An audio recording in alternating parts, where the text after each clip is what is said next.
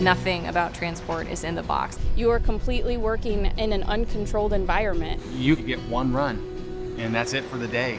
Or you might get 3, 4, 5 runs, depending on location. You have to put your faith in your partner because you are an equal when it comes to this. The scope of practice is really different, and that's really a big adjustment for all nurses that come into this job. The main goal at the end of the day is to get the patient safely from A to B. When we come into work, we usually will get report from the off-going RT.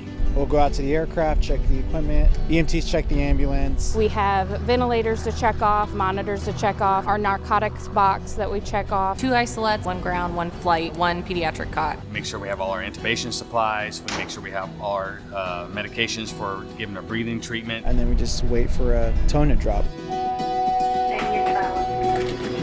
When tones drop, I'm wondering if it's going to be by air or by ground. What hospital we're going to, what hospital are we going back to. And then they give us a patient weight. Because the patient weight will help us to decide what equipment to take. Even though we talk about what our duties and our roles are, we might end up doing the opposite. Safety is always our #1 priority here, and we walk around the entire ambulance before we leave. We walk around the entire helicopter before we leave. I think the biggest challenge is the things that we do. We're going at a time where the child really needs us.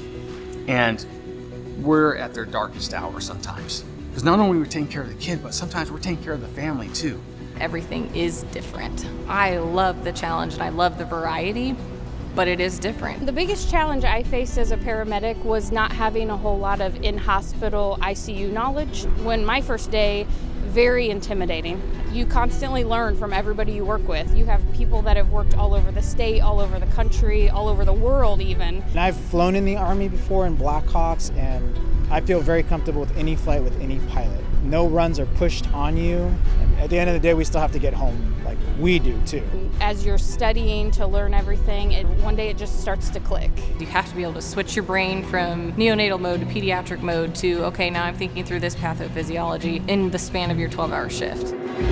If this is a career path that you might be interested in, there's a lot of expectations that you'll need to meet. Having a mix of intensive care and ER experience is good. You have to be able to handle the pressure, handle the stress. You may not see base again until either at your shift end time or even sometimes hours pass. Every critical care base here at Lifeline is like a small little family. My coworkers are amazing. You definitely become closer, especially when you have really sick patients, because you can't just let that build up inside. You spend almost a third of your life with these people. When it comes down to it all, we have each other's backs. It makes you feel like you've actually made a difference. You can literally watch vital signs change. You're responsible for the sickest patients in the state that you're transporting. That challenge of being able to take care of them and to get the updates that, hey, you know, that child you transported that was so sick is now walking out with their mom and dad and going home.